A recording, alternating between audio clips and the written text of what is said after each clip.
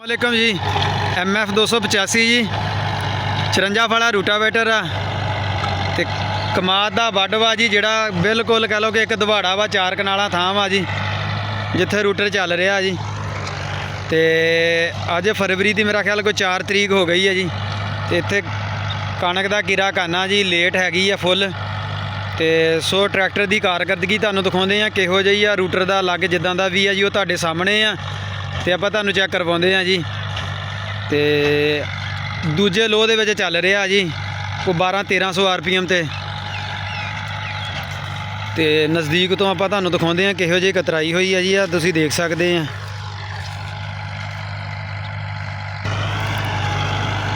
वो काड़े का बनया हुआ रूटर है जी, 54 फाला वा, रानी ट्रैक्टर है MF 285 जी।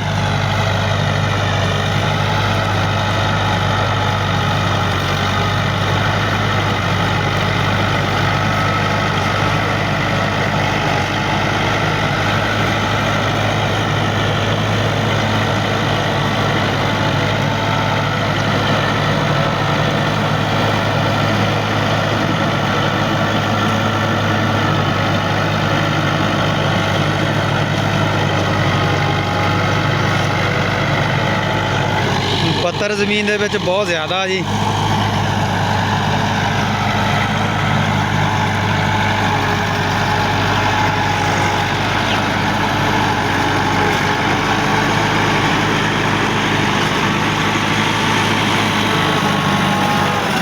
पहले च करी पहले च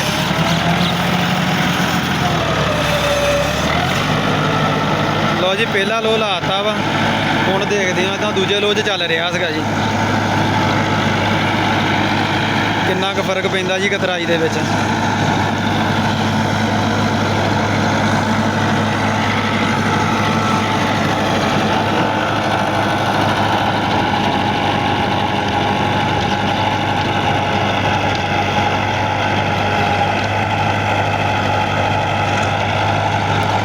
या दूजे लो की कतराई है जी। आ जड़ियाँ दो रैलां पहले हो गए ट्रैक्टर नंगिया दोवां रैलां थानी, ते आ जिहड़ी रैल है जी पहले लो की है जी। फर्क तो हुंदा जी थोड़ा बहुता।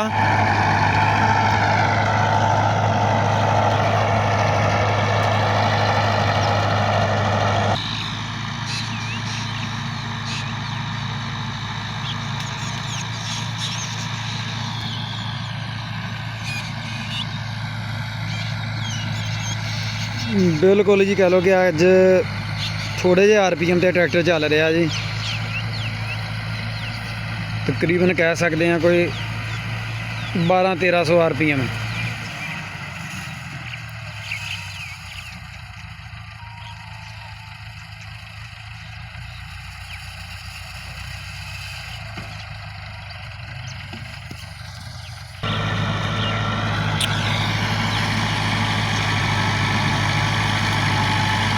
ये उस्मान भाई उन्होंने दूजा लो फेल आता जी, दूजे च कर दिता जी।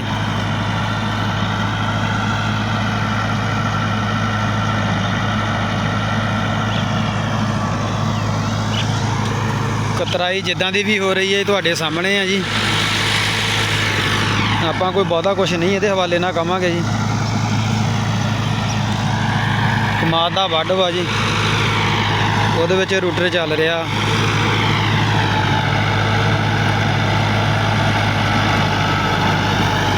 अज रूटर का हो जा लग भी नहीं जो जिहा अगे होंदा वा, लेकिन फिर भी बेहतर आ बहुत ज़्यादा जी।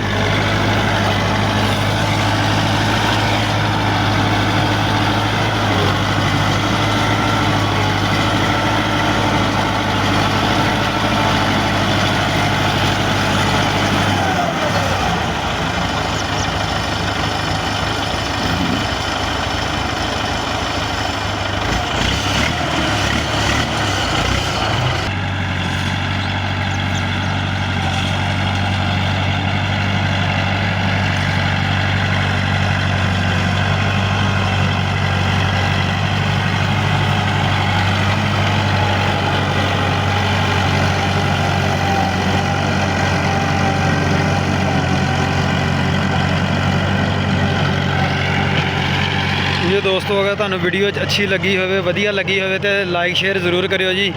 ਜਿਹੜੇ ਦੋਸਤ ਚੈਨਲ ਤੇ ਨਵੇਂ ਆਉਣ ਵਾਲੇ ਆ ਜੀ, ਉਹ ਮਿਹਰਬਾਨੀ ਉਹਨਾਂ ਦੋਸਤਾਂ ਦੀ ਰਿਕੁਐਸਟ ਆ ਉਹਨਾਂ ਅੱਗੇ ਕਿ ਉਹ ਚੈਨਲ ਨੂੰ ਲਾਜ਼ਮੀ ਸਬਸਕ੍ਰਾਈਬ ਕਰਨ, ਬੈਲ ਆਈਕਨ ਨੂੰ ਔਨ ਕਰ ਲੈਣ ਤਾਂ ਕਿ ਕੋਈ ਵੀ ਵੀਡੀਓ ਬਾਈ ਜੀ ਅਪਲੋਡ ਕਰਾਂ ਤੇ ਉਹਦਾ ਨੋਟੀਫਿਕੇਸ਼ਨ ਤੁਹਾਡੇ ਤੱਕ ਮਿਲਦਾ ਰਹੇ, ਤੁਹਾਨੂੰ ਮਿਲਦਾ ਰਹੇ। ਤੇ ਕਮੈਂਟ ਕਰਕੇ ਆਪਣੀ ਰਾਏ ਦਾ ਇਜ਼ਹਾਰ ਜ਼ਰੂਰ ਕਰਿਓ ਜੀ, ਕਿਸ ਤਰ੍ਹਾਂ ਦੀ ਇਹ ਤੁਹਾਨੂੰ ਵੀਡੀਓ ਲੱਗੀ ਹੈ ਜੀ। ਤੇ ਮਿਹਰਬਾਨੀ, ਬਹੁਤ ਸ਼ੁਕਰੀਆ, ਜਜ਼ਾਕ ਅੱਲਾ ਜੀ। Thank you for watch tractor point.